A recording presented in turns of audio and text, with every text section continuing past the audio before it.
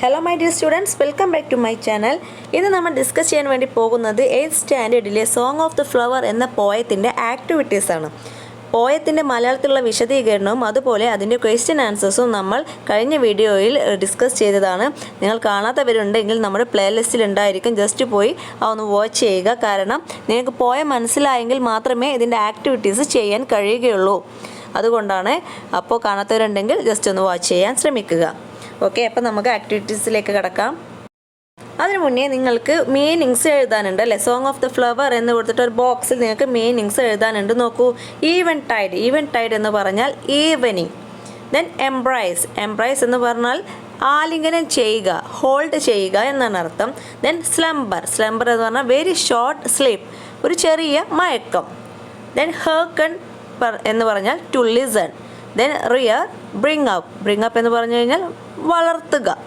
സ്വേ എന്ന് പറഞ്ഞാൽ move from side to side. അത് ആ ഗ്രാസിൻ്റെ ഡാൻസിനെ സൂചിപ്പിക്കാൻ വേണ്ടിയിട്ടാണ് സ്വേ എന്ന വേർഡ് ഉപയോഗിച്ചിരിക്കുന്നത്. Move from side to side. Okay, then നമുക്ക് നെക്സ്റ്റ് ഭാഗം നോക്കാം.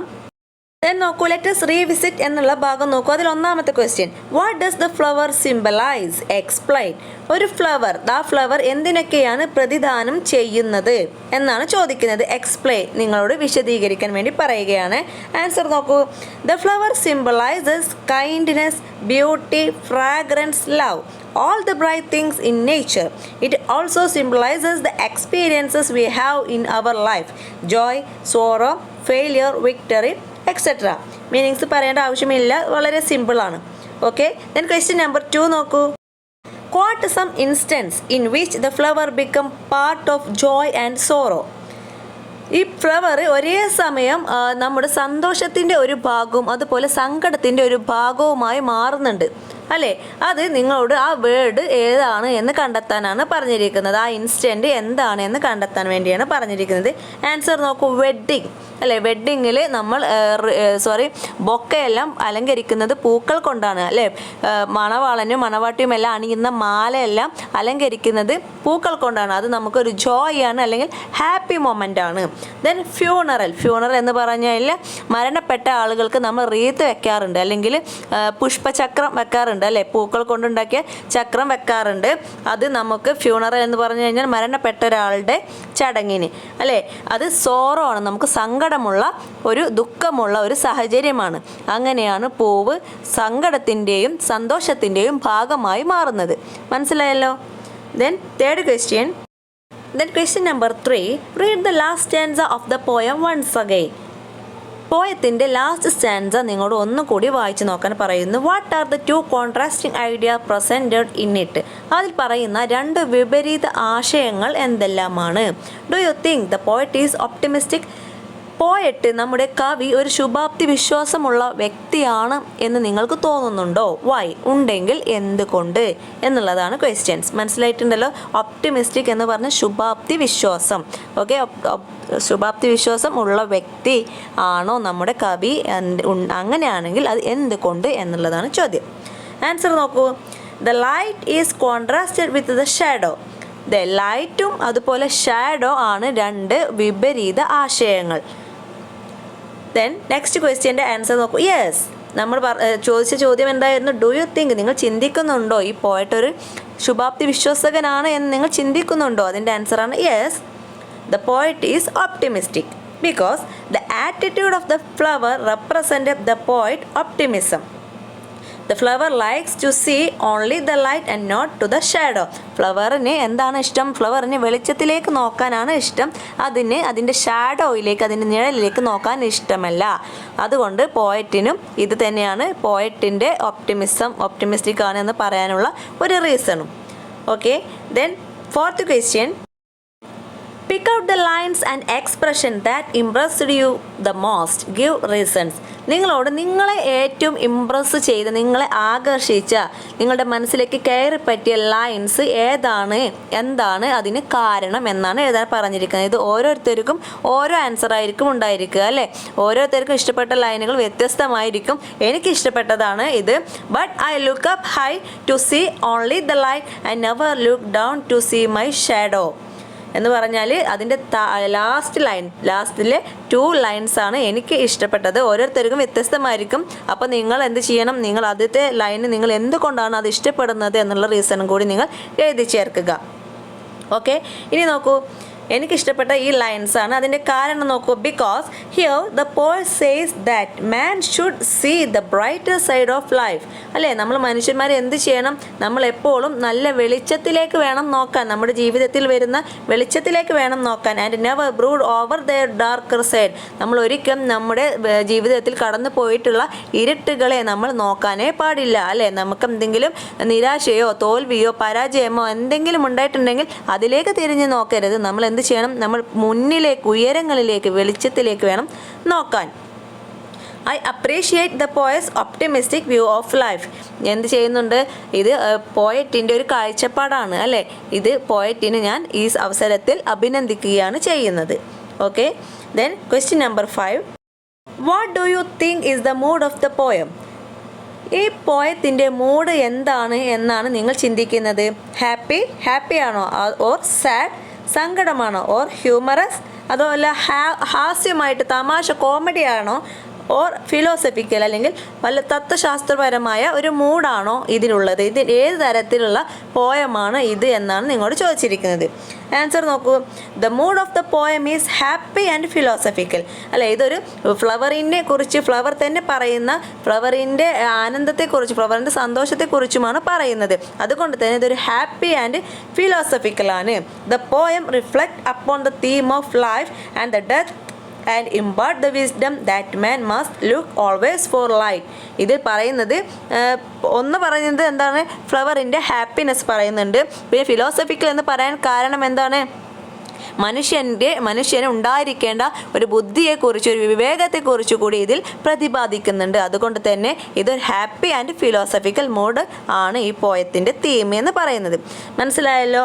ഇത്രയാണ് ഇതിൻ്റെ ക്വസ്റ്റ്യൻ ആൻസർ. ഇനി നമുക്ക് ആക്ടിവിറ്റി 1 നോക്കാം.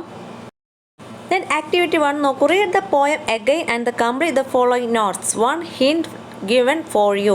നിങ്ങളോട് പോയം ഒരു പ്രാവശ്യം കൂടി വായിച്ച് നോക്കിയിട്ട് ഇതിന് താഴെയുള്ള ക്വസ്റ്റ്യൻസിനെല്ലാം ആൻസർ ചെയ്യാൻ വേണ്ടിയിട്ടാണ് പറഞ്ഞത്. അതുകൊണ്ടാണ് പറഞ്ഞത് നിങ്ങൾക്ക് പോയം കറക്റ്റായിട്ട് അതിൻ്റെ മീനിങ്സ്, അതിലെന്താണ് പറഞ്ഞിരിക്കുന്നത് എന്ന് നിങ്ങൾക്ക് മനസ്സിലാവണം. എങ്കിൽ മാത്രമേ നിങ്ങൾക്ക് ഈ ക്വസ്റ്റ്യൻസിനെല്ലാം ആൻസർ ചെയ്യാൻ കഴിയുകയുള്ളൂ. ഓക്കെ, അപ്പോൾ നമുക്ക് ഒന്നാമത്തെ ക്വസ്റ്റ്യൻ നോക്കൂ. What does the flower say about it self? Flower എന്താണ്, അതിനെ തന്നെ കുറിച്ച് പറയുന്ന കാര്യങ്ങൾ എന്തെല്ലാമാണ് എന്നാണ് ചോദിച്ചിരിക്കുന്നത്. ഒന്നാമത്തെ അതിൽ കൊടുത്തിട്ടുണ്ട്. A kind of bird uttered and repeated by the voice of nature. അല്ലേ, എന്നെ വീണ്ടും വീണ്ടും പ്രകൃതി ഉച്ചരിക്കുന്ന ഒരു പദമാണ്, ഒരു വേർഡാണ് ഞാൻ എന്ന് സ്വയം പറയുകയാണ് ഫ്ലവർ. അല്ലേ, ഇനി ബാക്കി എന്തൊക്കെ കാര്യങ്ങളാണ് ഫ്ലവറിനെ കുറിച്ച് തന്നെ പറയുന്നത്, എന്തെല്ലാം കാര്യങ്ങളുണ്ട് എന്നാണ് പറയേണ്ടത്. നോക്കൂ. A star fallen from the sky. അല്ലേ, സ്റ്റാർ ഒരു സ്കൈയിൽ നിന്നും വീഴുന്ന ഒരു നക്ഷത്രമാണ് ഞാൻ എന്ന് പറയാം. പിന്നെ എന്ത് പറയാം, ഡോട്ടർ ഓഫ് ദ എലമെൻറ്റ്സ്, ഞാൻ കണങ്ങളുടെ ഒരു മകളാണ് എന്ന് പറഞ്ഞു. പിന്നെന്താ പറഞ്ഞിട്ടുള്ളത്, വാസ് കൺസീവ്ഡ് ബൈ വിൻ്റർ, എന്നെ ആര് ഗർഭം ധരിച്ചു എന്ന് പറഞ്ഞു, വിൻ്റർ എന്നെ ഗർഭം ധരിച്ചു എന്ന് പറഞ്ഞു. അല്ലേ, ഇനിയും ഉണ്ട് ഒരുപാട്. അതുപോലെ പ്രസവിച്ചത് പറയാം, മടിത്തട്ടിൽ ഉറങ്ങിയത് പറയാം, വളർത്തിയത് പറയാം. ഞാൻ എന്ന് പറഞ്ഞ് ഫ്ലവറിനെ കുറിച്ച് പറഞ്ഞ കാര്യങ്ങളാണ് എഴുതേണ്ടത്. നിങ്ങൾക്ക് ഇഷ്ടമുള്ള 4 നിങ്ങൾ എഴുതി ചേർക്കുക. Then second നോക്കൂ. What are the everyday activities that the flowers is engaged in? എന്തെല്ലാം ആക്ടിവിറ്റീസിലാണ് എല്ലാ ദിവസവും ഫ്ലവർ എൻഗേജ്ഡ് ആയിട്ടുള്ളത്? കുറേ ആക്ടിവിറ്റീസ് ഉണ്ട്. അല്ലേ, ഫ്ലവറിന് എന്തെല്ലാം കാര്യങ്ങളിലാണ് ഫ്ലവർ എല്ലാ ദിവസവും എൻഗേജ്ഡ് ആയിട്ടുള്ളത്, ബിസി ആയിട്ടുള്ളത് എന്നതാണ് ക്വസ്റ്റ്യൻ. 1 നിങ്ങൾക്ക് കൊടുത്തിട്ടുണ്ട്. Announce the coming of light. ആദ്യമായിട്ട് എന്താണ്, വെളിച്ചം വരുന്നുണ്ട് എന്നുള്ള ഒരു അറിയിപ്പ് അനൗൺസ് ചെയ്യാൻ, അല്ലേ, ഒരു അറിയിപ്പ് തരാൻ വേണ്ടിയിട്ടാണ് ഫ്ലവർ ഉള്ളത്. അതാണ് ഒന്നാമത്തെ ജോലി. ഇനി പിന്നെ എന്തെല്ലാം ജോലികളാണ് ഫ്ലവർ ചെയ്യുന്നത്? ദെൻ നമുക്ക് എഴുതാം, bid the light the farewell. അതുപോലെ ഫെയർവെൽ കൊടുക്കുന്നുണ്ട്. അല്ലേ, ലൈറ്റിന് വരവിനെയും അതുപോലെ അത് പോകുന്നതിനെയും ഗുഡ് ബൈ കൊടുക്കുന്നുണ്ട്. ദെൻ പിന്നെ നമുക്ക് എഴുതാം, decorate the plains with beautiful colour. നമ്മുടെ നേച്ചറിനെ പല വർണ്ണങ്ങളിലുള്ള പൂക്കൾ ഉണ്ടായതുകൊണ്ട് അത് നമ്മുടെ പ്രകൃതി വളരെ ഭംഗിയായിട്ട് ഡെക്കറേറ്റ് ചെയ്യാൻ ഉപയോഗിക്കുന്നുണ്ട്. അല്ലേ, ഇതെല്ലാം ഫ്ലവർ ചെയ്യുന്ന ജോലിയാണ്. Then next question, who watch over the flower? Flower ഉറങ്ങുന്ന സമയത്ത് ആരാണ് ഫ്ലവറിനെ വാച്ച് ചെയ്യുക, ആരാണ് കാവലിരിക്കുക എന്ന് പറഞ്ഞത്? ഐസ് ഓഫ് നൈറ്റ് അല്ലെ, ഐസ് ഓഫ് നൈറ്റ് എന്ന് പറഞ്ഞാൽ സ്റ്റാർസ്. ദെൻ ഫോർത്ത് ക്വസ്റ്റ്യൻ നോക്കൂ, how does the flower enjoy the nature? നമ്മുടെ ഈ ഫ്ലവർ ഉണ്ടല്ലോ, ഈ ഫ്ലവർ എങ്ങനെയാണ് പ്രകൃതിയെ ആസ്വദിക്കുന്നത് എന്നാണ് ചോദ്യം. എങ്ങനെയൊക്കെയാണ് പ്രകൃതിയെ ആസ്വദിക്കുന്നത് നോക്കൂ. ഒന്ന് കൊടുത്തിട്ടുണ്ട്, ഐ ഡ്രിങ്ക് ഡ്രൂ, ഞാൻ മഞ്ഞു തുള്ളികളെ വീഞ്ഞായി കുടിക്കുന്നുണ്ട് എന്ന് പറഞ്ഞിട്ടുണ്ടായിരുന്നു അല്ലേ. പിന്നെ എന്തൊക്കെ കാര്യങ്ങൾ എഴുതാം നമുക്ക്? Listen to the voice of the birds, എന്താണ് ബേർഡ്, കിളികളുടെ ശബ്ദം ലിസൺ ചെയ്യുന്നുണ്ട്. അതുപോലെ dance to the rhythmic swaying of the grass, പിന്നെ എന്ത് ചെയ്യാനുണ്ട്? അതുപോലെ ഗ്രാസിൻ്റെ കൂടെ ഡാൻസ് ചെയ്യുന്നുണ്ട് അല്ലേ. ഇതെല്ലാം നമുക്ക് മനസ്സിലാക്കാൻ പറ്റും. പ്രകൃതിയിൽ നിന്ന് പ്രകൃതിയെ ആസ്വദിക്കുകയാണ് ഫ്ലവർ എന്ന് നമുക്ക് മനസ്സിലാക്കാൻ പറ്റും. Fifth question, what is the flower used as? Flower ഒരുപാട് കാര്യങ്ങൾക്ക് ഉപയോഗിക്കുന്നുണ്ട് അല്ലേ. ഫ്ലവറിനെ കൊണ്ട് എന്തെല്ലാം ഉപകാരങ്ങളുണ്ട്, എന്തെല്ലാം കാര്യങ്ങൾക്ക് വേണ്ടിയിട്ടാണ് നമ്മൾ ഫ്ലവേഴ്സ് ഉപയോഗിക്കുന്നത്? ഒന്ന് കൊടുത്തിട്ടുണ്ട്, ആസ് ദ ലവേഴ്സ് ഗിഫ്റ്റ് അല്ലേ, പ്രണയിക്കുന്നവർക്കുള്ള സമ്മാനമായിട്ട് നമ്മൾ ഉപയോഗിക്കുന്നുണ്ട്. പിന്നെ എന്തിനൊക്കെയുണ്ട്? വെഡ്ഡിങ് റീത്തായിട്ട് ഉപയോഗിക്കുന്നുണ്ട്. അതുപോലെ wreath for the dead body അല്ലേ, മരിച്ചവർക്കുള്ള റീത്തായിട്ട് ഉപയോഗിക്കുന്നുണ്ട്. പിന്നെ memory of moments of happiness, നമുക്ക് എന്ത് സന്തോഷമുണ്ടായാലും അതിൻ്റെ മൊമെൻ്റ്, ആ നിമിഷത്തിന് വേണ്ടിയിട്ട് നമ്മൾ പൂക്കളെയാണ് ഉപയോഗിക്കുന്നത്. പങ്കുവെക്കാൻ വേണ്ടിയിട്ട് പൂക്കളെ നമ്മൾ ഉപയോഗിക്കാറുണ്ട്. Then sixth question, what is the flowers vision? പൂവിൻ്റെ കാഴ്ചപ്പാട് എന്താണ് എന്നാണ് ചോദ്യം. ഒന്ന് കൊടുത്തിട്ടുണ്ട്, സീ ഓൺലി ദ ലൈറ്റ്, വെളിച്ചത്തിലേക്ക് മാത്രം നോക്കണം, അതാണ് നമ്മുടെ പൂവ് പറയുന്നത്. പിന്നെ എന്താ ഒരു കാര്യം കൂടി പറയുന്നത്? Never look down to see shadow, എന്ത് ചെയ്യണം, എന്ത് ചെയ്യരുത് എന്നാണ് പറയുന്നത്? വെളിച്ചത്തിലേക്ക് നോക്കണം, പക്ഷേ നിങ്ങൾ നിങ്ങളുടെ ഷാഡോയിലേക്ക് നോക്കരുത്. അതാണ് ഫ്ലവറിൻ്റെ കാഴ്ചപ്പാട് എന്ന് പറയുന്നത്. മനസ്സിലായല്ലോ? വളരെ സിമ്പിളാണ് അല്ലേ. ഇനി നമുക്ക് ആക്ടിവിറ്റി 2 നോക്കാം. ദെൻ ആക്ടിവിറ്റി 2 നോക്കാം. Read the following lines. I am a kind of word uttered and repeated by the voice of nature. Here the flower is considered as a word uttered by nature അല്ലേ. ഇതിൽ എന്ത് പറയുന്നുണ്ട്? പ്രകൃതി ഉച്ചരിക്കുന്ന ഒരു വേർഡാണ് ഞാൻ എന്ന് പറയുന്നുണ്ട്. This is an example of A metaphor. ഇത് മെറ്റഫറിന് എക്സാമ്പിളാണ്. നിങ്ങൾക്ക് പോയറ്റിക് ഡിവൈസസ് അറിയാമെന്ന് വിചാരിക്കുകയാണ്. മെറ്റഫർ, സിമിലി, അതുപോലെ അല്ലിട്രേഷൻ, റൈമിംഗ് വേർഡ്സ്, റൈമിംഗ് സ്കീം എന്നുള്ള പോയത്തിന് മാത്രമായിട്ട് പോയറ്റിക് ഡിവൈസസുകളുണ്ട്. ഓക്കെ, ഇതാണ് പോയറ്റിക് ഡിവൈസസ് എന്ന് പറയുന്ന സാധനങ്ങൾ. അതിൽ ഒന്നാണ് മെറ്റഫർ. മെറ്റഫർ എന്ന് പറഞ്ഞാൽ എന്താണ് എന്ന് നോക്കാം. A metaphor is A figure of speech that develop A hidden comparison between two object that share something in common. It is different from a simile where the comparison is drawn using like or as. എന്ന് പറഞ്ഞാൽ metaphor എന്ന് പറഞ്ഞാൽ രണ്ട് സാധനങ്ങൾ തമ്മിലുള്ള ഒരു കമ്പാരിസണാണ്. Okay, metaphor എന്ന് പറഞ്ഞാൽ കമ്പാരിസണാണ്, രണ്ട് വസ്തുക്കൾ തമ്മിലുള്ള കമ്പാരിസണാണ്. എന്നാൽ സിമിലി എന്ന് പറഞ്ഞാലും കമ്പാരിസൺ തന്നെയാണ്. ഓക്കെ, മെറ്റഫറും സിമിലിയും കമ്പാരിസൺ തന്നെയാണ്. എന്നാൽ സിമിലിയിൽ എന്തുണ്ടാവും? സിമിലി കണ്ടുപിടിക്കാൻ നമുക്ക് എളുപ്പമാണ്. കാരണം ലൈക്ക് അല്ലെങ്കിൽ ആസ് എന്നുള്ള പദങ്ങൾ അതിലുണ്ടായിരിക്കും. ആ ലൈനിൽ ലൈക്ക് എന്നോ അല്ലെങ്കിൽ ആസ് എന്നോ ഉള്ള രണ്ട് വേർഡുകൾ അതിലുണ്ടായിരിക്കും. അങ്ങനെയാണെങ്കിൽ അത് സിമിലിക്ക് എക്സാമ്പിൾ ആണ്. ഓക്കെ, അതുപോലെയാണ്, സിംഹത്തിൻ്റെ ശബ്ദം പോലെയാണ് അല്ലെങ്കിൽ സിംഹത്തിൻ്റെ ഗർജനം പോലെയാണ് എന്നുള്ള ഒരു വേർഡ് ഉണ്ടെങ്കിൽ, പോലെ, ലൈക്ക് അല്ലെങ്കിൽ ആസ് എന്നുണ്ടെങ്കിൽ അത് സിമിലിയാണ്. എന്നാൽ ലൈക്ക് ആസ് ഇല്ല, പക്ഷേ അതൊരു കമ്പാരിസൺ ആണ്. അത് ഞാൻ അതുപോലെയാണ് എന്ന് പറയുന്നതാണ് മെറ്റഫർ. മനസ്സിലായോ? മനസ്സിലായിട്ടുണ്ടാകുമെന്ന് പ്രതീക്ഷിക്കുകയാണ് ഞാൻ. കാരണം സിമ്പിളാണ്. സിമിലിൽ നമുക്ക് ഐഡൻറ്റിഫൈ ചെയ്യാൻ ലൈക്ക് അല്ലെങ്കിൽ ആസ് എന്നുള്ള വേർഡ്സ് ഉണ്ടായിരിക്കും, ആ ലൈനിൽ തന്നെ ഉണ്ടായിരിക്കും, അതുപോലെയാണ് എന്നുള്ളത് ഉണ്ടായിരിക്കും. മെറ്റഫറിൽ അത് ഉണ്ടാവില്ല, പക്ഷേ അത് അതുപോലെയാണ് എന്നുള്ളൊരു ഒരു കമ്പാരിസൺ അതിലുണ്ടായിരിക്കുകയും ചെയ്യും. മനസ്സിലായല്ലോ? അങ്ങനെ pick out the few more examples of metaphors from the poem. നിങ്ങളോട് കുറച്ചുകൂടി കണ്ടെത്താനാണ് പറയുന്നത്. കുറച്ചുകൂടിയുള്ള മെറ്റഫറിനെ എക്സാമ്പിൾ കണ്ടെത്താൻ വേണ്ടിയാണ് പറയുന്നത്. അതായത് ഉപമിക്കുന്നത്, കമ്പാരിസൺ. ഫ്ലവറിനെ തന്നെ ഉപമിക്കുന്നത്, ഞാൻ അതുപോലെയാണ് എന്ന് പറഞ്ഞ് ഉപമിക്കുന്നത് ഉണ്ട്. അതാണ് നിങ്ങൾ എടുത്തെഴുതേണ്ടത്. അതാണ് മെറ്റഫർ. ഓക്കെ, സിമിലി അല്ല. സിമിലിയിൽ നമുക്ക് എന്തുണ്ടായിരിക്കും? ലൈക്ക് അല്ലെങ്കിൽ ആസ് എന്നുള്ള പദം ഉണ്ടായിരിക്കും. അപ്പം നിങ്ങൾക്കത് പെട്ടെന്ന് ഐഡൻറ്റിഫൈ ചെയ്യാൻ കഴിയും. ഓക്കെ, ദെൻ നമുക്ക് നോക്കാം എന്തെല്ലാം എഴുതാൻ കഴിയും നമുക്ക്. എന്തെല്ലാം എഴുതാൻ പറ്റും? ഒന്നാമതായിട്ട് നമുക്ക് എഴുതാം ഐ ആം എ സ്റ്റാർ എന്ന് എഴുതാം, അല്ലേ? ഞാനൊരു നക്ഷത്രമാണ് എന്ന് എഴുതാം. Then I am the daughter of the elements, ഞാൻ ആരാണ്? കണങ്ങളുടെ മകളാണ് എന്ന് എഴുതാം. ദെൻ പിന്നീട് eyes of the night. Eyes of the night എന്താ നമ്മൾ പറഞ്ഞിട്ടുണ്ടായിരുന്നു? സ്റ്റാർസ്, അല്ലേ? സ്റ്റാറിനെ ഉപമിച്ചു. സ്റ്റാറിനെ രാത്രിയുടെ കണ്ണുകൾ എന്ന് പറഞ്ഞൊരു ഉപമ, രാത്രിയുടെ കണ്ണുകൾ എന്നുള്ളൊരു ഉപമ അതിന് കൊടുത്തു, അല്ലേ? സ്റ്റാറിന്. അതുപോലെ the ice of the day. Ice of the day എന്താണ്? സൺ, അല്ലേ? സൂര്യനെ ഉപമിച്ചതാണ്. പകലിൻ്റെ കണ്ണ് സൂര്യനും രാത്രിയുടെ കണ്ണുകൾ നക്ഷത്രങ്ങളും സ്റ്റാർസുമാണ്. അതായത് രണ്ടും ഉപമിച്ചതാണ്. നിങ്ങൾക്ക് പെട്ടെന്ന് മനസ്സിലായിട്ടുണ്ടാകുമെന്ന് ഞാൻ പ്രതീക്ഷിക്കുകയാണ്. കാരണം മെറ്റഫർ, സിമിലിയിൽ ഞാൻ ഒരിക്കൽ കൂടി പറയുകയാണ്. നിങ്ങൾക്ക് ബോറടിക്കുന്നുണ്ടായിരിക്കും വീണ്ടും വീണ്ടും പറഞ്ഞത് കൊണ്ട്, അല്ലേ? എങ്കിലും മനസ്സിലാവാത്തവർക്ക് വേണ്ടിയിട്ടാണ് വീണ്ടും ഇങ്ങനെ പറയുന്നത്. സിമിലി എന്ന് പറഞ്ഞാൽ ലൈക്ക് അല്ലെങ്കിൽ ആസ് എന്നുള്ള ഉണ്ടായിരിക്കും. മെറ്റഫറിൽ അത് ഉണ്ടായിരിക്കില്ല. ഓക്കെ, ക്ലിയർ ആയിട്ടുണ്ടല്ലോ? ദെൻ നെക്സ്റ്റ് നമുക്ക് നോക്കാം. ഇനി അതിൻ്റെ താഴെയുള്ള ആക്ടിവിറ്റി നോക്കൂ. Write what the following metaphor imply. One is done for you. രണ്ട് കോളത്തിലായിട്ട് കൊടുത്തിട്ടുണ്ട്, അല്ലേ? ഒരു കോളത്തിൽ മെറ്റഫറും രണ്ടാമത്തെ കോളത്തിൽ വാട്ട് ദേ മീൻ, എന്താണ് അതുകൊണ്ട് അർത്ഥമാക്കുന്നത് എന്നുമാണ് കൊടുത്തിട്ടുള്ളത്. അത് നിങ്ങളോട് എഴുതാൻ വേണ്ടിയിട്ടാണ് പറഞ്ഞിരുന്നത്. ഒന്നാമത്തെ എക്സാമ്പിൾ നിങ്ങൾക്ക് കൊടുത്തിട്ടുണ്ട്. My father is A rock. എൻ്റെ അച്ഛൻ എന്താണ്? ഒരു പാറ പോലെയാണ് എന്ന് പറഞ്ഞാൽ എന്താണ് അർത്ഥം? My father is A very strong or strict person. എൻ്റെ ഫാദർ എന്ന് പറയുന്നത് നല്ല സ്ട്രോങ് ആയ, വളരെ സ്ട്രിക്റ്റ് ആയ ഒരാളാണ് എന്നുള്ളതാണ് അതിൻ്റെ അർത്ഥം. ഓക്കെ, ദെൻ ബാക്കിയുള്ളത് നിങ്ങളോട് എഴുതാൻ വേണ്ടിയിട്ടാണ് പറഞ്ഞിരിക്കുന്നത്. എങ്ങനെ എഴുതും നോക്കൂ. The lawn is a green carpet, അല്ലേ? The lawn is a green carpet.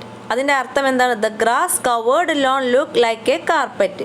എന്താണ്? പുല്ലുകൾ കൊണ്ട് കവർ ചെയ്തിരിക്കുന്ന ഒരു പരവതാനിയെ പോലെ, നിറയെ പച്ചപ്പുല്ലുകൾ ഉണ്ടായത് കൊണ്ടത് പരവതാനി വിരിച്ച പോലെയാണ് നമുക്ക് തോന്നുന്നത്. അതുകൊണ്ടാണ് പറഞ്ഞിരിക്കുന്നത്. അതിന് മുന്നേ നിങ്ങളുടെ ബുക്കിലുള്ള your eyes are like the sun എന്നുള്ള സെക്കൻഡ് ലൈൻ ഉണ്ട്, അല്ലേ? അത് നമുക്ക് സിമിലിക്ക് എക്സാമ്പിളാണ്. അതുകൊണ്ടാണ് അത് നമ്മൾ ഇവിടെ ഒഴിവാക്കിയത്. മെറ്റഫർ അല്ല, അത് സിമിലിയാണ്. കാരണം അതിൽ ലൈക്ക് എന്നുള്ളൊരു വേർഡുണ്ട്, അതുകൊണ്ട് അത് സിമിലിയാണ്. അതാണ് നമ്മൾ ഇവിടെ അത് ചർച്ച ചെയ്യാത്തത്. ഓക്കെ, ദെൻ അടുത്ത നോക്കാം. He drowned in a sea of grief. He was extremely sad എന്നാണ് അതിൻ്റെ അർത്ഥം. Then she is fishing in troubled water. He is taking advantage of adverse situation. Then he is the apple of my eye. He is very dear to me. Then പിന്നത്തെ sentence നോക്കൂ. My brother was boiling mad. My brother was very angry. Then last one. Her voice is music to his ears. Her voice is melodious like music. അല്ലേ? അത് നമ്മുടെ അവളുടെ ശബ്ദം എന്ന് പറയുന്നത് വളരെ മെലോഡിയസ് ആയിട്ടുള്ള സംഗീതത്തെ പോലെ വളരെ മെലോഡിയസ് ആണ് എന്നുള്ളതാണ് പറയുന്നത്. മനസ്സിലായിട്ടുണ്ടാവും എന്ന് വിചാരിക്കുകയാണ്. ദെൻ നെക്സ്റ്റ് നോക്കാം. Attempt writing your own examples of metaphors. ഇനി എന്ത് ചെയ്യണം? നിങ്ങൾക്ക് അറിയാവുന്ന മെറ്റഫേഴ്സ് നിങ്ങൾ എഴുതാനാണ് പറഞ്ഞിരിക്കുന്നത്. നിങ്ങൾക്ക് ഉണ്ടാക്കി വേണമെങ്കിൽ എഴുതാം. നിങ്ങളുടെ ഐഡിയാസ് ഉപയോഗിച്ച് നിങ്ങൾ മെറ്റഫേഴ്സിന് കുറച്ച് എക്സാമ്പിൾ എഴുതാനാണ് പറഞ്ഞിരിക്കുന്നത്. നോക്കൂ. Her eyes were fireballs എന്ന് പറഞ്ഞാൽ എന്താ? അവളുടെ കണ്ണുകൾ തീക്കട്ടകളെ പോലെയാണ്. ഫയർ ബോൾസ് എന്ന് പറഞ്ഞാൽ തീഗോളങ്ങളെ പോലെയാണ് എന്നാണ് പറഞ്ഞിരിക്കുന്നത്. ദെൻ പിന്നെ നമുക്ക് എന്ത് എഴുതാൻ പറ്റും? I was lost in a sea of nameless faces. Then പിന്നെ നമുക്ക് എഴുതാം he's a rolling stone. Then the wheels of justice turn slowly. ഞാൻ 3-4 എക്സാമ്പിൾസ് ഞാൻ തന്നേ ഉള്ളൂ. നിങ്ങൾ എന്ത് ചെയ്യണം? നിങ്ങൾക്ക് അറിയാവുന്ന രീതിയിലുള്ള എക്സാമ്പിൾസ് നിങ്ങളൊന്ന് എഴുതി നോക്കണം. ഓക്കെ, നോക്കൂ. ലാസ്റ്റ് ആക്ടിവിറ്റിയാണ് activity 3. Read the poem again. നിങ്ങൾ ഒരിക്കൽ കൂടി ആ പോയം വായിച്ചിട്ട് and complete the following spider diagram. ഈ കാണുന്ന സ്പൈഡർ ഡയഗ്രാം നിങ്ങൾ കംപ്ലീറ്റ് ചെയ്യുക, നിങ്ങൾ ഫില്ല് ചെയ്യുക. ശേഷം നിങ്ങൾ എന്ത് ചെയ്യണം? ഒരു now can you prepare an appreciation of the poem Song of the Flower using the spider diagram. എന്നിട്ട് വേണം നിങ്ങൾക്ക് ആ സ്പൈഡർ ഡയഗ്രാം ഉപയോഗിച്ചിട്ട് ഈ സോങ് ഓഫ് ദ ഫ്ലവർ എന്നുള്ള കവിതയുടെ അപ്രീസിയേഷൻ എഴുതാൻ വേണ്ടിയിട്ട് നിങ്ങൾക്ക് കഴിയും. ഓക്കെ, ആ സ്പൈഡർ ഡയഗ്രാം ആദ്യം സ്പൈഡർ ഡയഗ്രാം പൂർത്തിയാക്കണം, ശേഷം നിങ്ങൾക്ക് അപ്രീസിയേഷൻ എഴുതാം. ഓക്കെ, അപ്പോൾ നമുക്ക് നോക്കാം എങ്ങനെയാണ് അത് പൂർത്തിയാക്കാം നോക്കാം. അതിൽ 4 ലൈൻ ഉണ്ട് അല്ലേ. അതിൽ ഒന്നാമത്തെ ലൈനിൽ ഐഡിയാസ് ഇൻ ദ പോയം എന്ന് കൊടുത്തിട്ടുണ്ട്. ആ പോയത്തിലുള്ള ഐഡിയാസ് എന്തെല്ലാമാണ് നിങ്ങൾക്ക് കൊടുത്തിരിക്കുന്നത്. വേർഡ്സ് അട്ടേർഡ് ബൈ നേച്ചർ എന്ന് കൊടുത്തിട്ടുണ്ട്. ബാക്കി നമ്മൾ എഴുതി കൊടുത്തത് vital part of nature, influence of seasons അല്ലേ. ഈ അതിൽ പറയുന്ന കാര്യങ്ങളാണ്. നേച്ചറിനെ കുറിച്ച് പറയുന്നുണ്ട്, അതുപോലെ സീസൺസിനെ കുറിച്ച് പറയുന്നുണ്ട്. ദെൻ നെക്സ്റ്റ് ലൈൻ നോക്കൂ, സബ്ജക്റ്റ് മാറ്റർ ആൻഡ് തീം. എന്താണ് ആ കവിതയുടെ സബ്ജക്റ്റ് മാറ്റർ, അല്ലെങ്കിൽ എന്താണ് അതിൻ്റെ തീം നോക്കൂ. Word spoken by a flower. ഒരു ഫ്ലവർ ആണ് സംസാരിക്കുന്നത്. Flower is a part of nature. Flower എന്ന് പറയുന്നത് ഒരു വലിയ പാർട്ട് തന്നെയാണ് അല്ലേ, നമ്മുടെ പ്രകൃതിയുടെ വലിയൊരു പാർട്ട് തന്നെയാണ് flower. Flower is a part of joy and sorrow. Flower എന്ന് പറയുന്നത് സങ്കടത്തിൻ്റെയും സന്തോഷത്തിൻ്റെയും പ്രതീകം കൂടിയാണ്. ദെൻ താഴെ നോക്കൂ, പോയറ്റിക് ഡിവൈസസ് യൂസ്ഡ്. എന്തെല്ലാം പോയറ്റിക് ഡിവൈസസ് ആണ് ഇതിന് യൂസ് ചെയ്തത്? മെറ്റഫേഴ്സും അതുപോലെ ഇമേജസും അല്ലേ. Then mood of the poem എന്താണ്? A mixture of emotions, part of joy and sorrow, optimism എന്ന് നമുക്ക് എഴുതി കൊടുക്കാം. ദെൻ പോയറ്റിക് വിഷൻ നോക്കൂ, ഈ സൈഡിൽ ഇപ്പുറത്തെ സൈഡിൽ പോയറ്റിക് വിഷൻ നമുക്ക് കൊടുക്കാം, optimistic view towards life. Then nature as depicted in the poem. ഒരു പ്രകൃതിയെ എങ്ങനെയൊക്കെയാണ് ഈ കവിതയിൽ ചിത്രീകരിച്ചിരിക്കുന്നത് എന്നാണ് നമ്മൾ എഴുതി കൊടുക്കേണ്ടത്. The voice of birds, description of nature in the poem, decorates plains, fills air with fragrance. Okay, ഇത്രയുമാണ് നമ്മൾ സ്പൈഡർ ഡയഗ്രാം പൂർത്തീകരിച്ചിട്ടുള്ളത്. ഇനി ഇതെല്ലാം വെച്ചിട്ട് വേണം നിങ്ങൾ എന്ത് ചെയ്യാൻ? അപ്രീസിയേഷൻ എഴുതാൻ. അപ്രീസിയേഷൻ എഴുതുമ്പോൾ നിങ്ങൾക്കറിയാം വളരെ ഡീറ്റെയിൽ ആയിട്ട് നിങ്ങൾ എഴുതേണ്ട ഒരു കാര്യമാണ് അപ്രീസിയേഷൻ എന്നുള്ളത്. അതിൽ പോയത്തിൻ്റെ മീനിങ്സ് വരണം. ഓരോ ലൈൻ ബൈ ലൈനായിട്ടുള്ള ഓരോ ലൈനിൻ്റെയും മീനിങ്സ് ആണ് നിങ്ങൾ എഴുതി വെക്കേണ്ടത്. വളരെ വ്യക്തമായിട്ടും അതുപോലെ വളരെ ഡീറ്റെയിൽ ആയിട്ടും വേണം നിങ്ങളത് എഴുതാൻ. ഓരോ ലൈനിലും എന്തെല്ലാം കാര്യങ്ങളാണ് പറഞ്ഞിരിക്കുന്നത്. അതിൽ പോയറ്റിക് ഡിവൈസസിനെ കുറിച്ച് നിങ്ങൾ എഴുതണം, അതുപോലെ റൈമിങ് വേർഡ്സിനെ കുറിച്ച് എഴുതണം, അതുപോലെ പോയറ്റിനെ പറ്റി കുറച്ച് 2 വരി എഴുതണം. അങ്ങനെ ഒരുപാട് ഡീറ്റെയിൽ ആയിട്ട് ഓരോ ലൈൻ ബൈ ലൈനായിട്ട് വേണം നിങ്ങൾ അപ്രീസിയേഷൻ എഴുതാൻ. ഓക്കെ, നിങ്ങൾക്ക് എഴുതാൻ അറിയാമായിരിക്കും എന്ന് വിചാരിക്കുന്നു. നമുക്ക് നോക്കാം. നമ്മൾ ഓൾറെഡി പറഞ്ഞു കഴിഞ്ഞു, പോയത്തിൻ്റെ അപ്രീസിയേഷൻ എഴുതുമ്പോൾ നമ്മൾ ഓരോ ലൈൻ ബൈ ലൈൻ ആയിട്ടുള്ള മീനിങ്സ് വേണം എഴുതാൻ. അതുപോലെ പോയറ്റിനെ കുറിച്ച് എഴുതണം. അതിൽ വരുന്ന യൂസ് ചെയ്തിട്ടുള്ള poetic devices, metaphor, simile, rhyming words, rhyming scheme എല്ലാം അതിൽ ഉൾപ്പെടുത്തണം. അതുപോലെ തന്നെ അതിൽ വരുന്ന ഓരോ വാക്കുകളും എന്തൊക്കെ സൂചിപ്പിക്കുന്നു എന്നുള്ള എല്ലാ കാര്യങ്ങളും നമ്മൾ ഡീറ്റെയിൽ ആയിട്ട് എക്സ്പ്ലെയിൻ ചെയ്യുന്നതാണ് അപ്രീസിയേഷൻ എന്ന് പറയുന്നത്. ഓക്കെ, അപ്പോൾ നോക്കൂ, Song of the Flower is a beautiful poem about nature and its relationship with the living beings.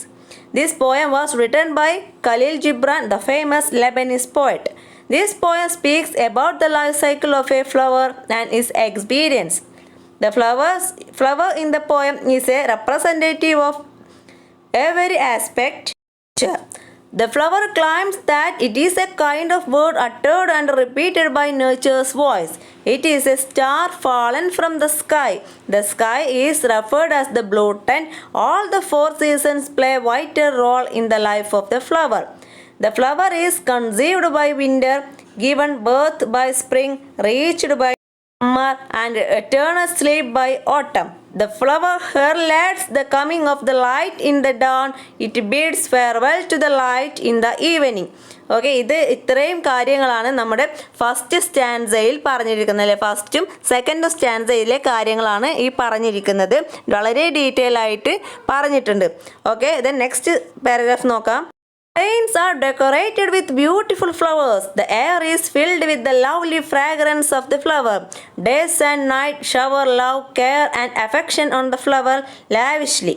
The flower enjoys nature as much as it can. To the flower dew is wine. It sings with the birds and says according to the rhythm of the swaying grass. The poet is impressed by the beautiful image of nature.